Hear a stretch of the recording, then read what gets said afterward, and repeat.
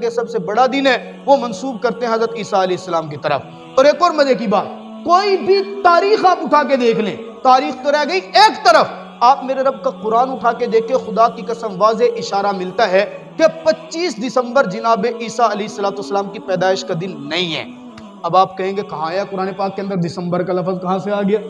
भाई हर चीज नहीं होती, बाकी मामला समझने के लिए होते हैं। जनाब ईसा अलैहिस्सलाम पैदा हुए हजरत मरियम अलैहिस्सलाम के बतन से। सूरह मरियम 16वें पारे के अंदर आप पढ़े, पैदाइश का पूरा वाकया लिखा है। जनाब मरियम को जिस वक्त दर्द ज़ेर शुरू हुआ, वहुज़्ज़ी इलैकी बिजिज़्इन नख़ला, रब का कुरान कहता दर्द ज़ेर शुरू हुआ ना, वो तन्हाई के अंदर थी, खजूर के दरख्त के किसी सहारा लेकर बैठ गई।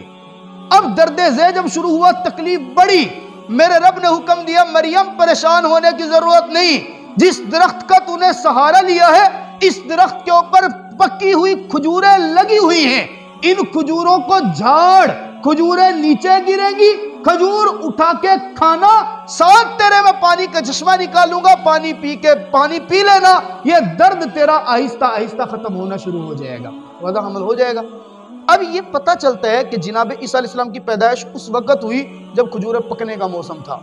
अब आप बताएं कि खजूरें किस मौसम में पकती हैं? दिसंबर में। खजूरें तो जून जुलाई अगस्त, ये जनाब वाला सख्त गर्मी में खजूर पकती है, सर्दी का तो ताल्लुक ही नहीं है।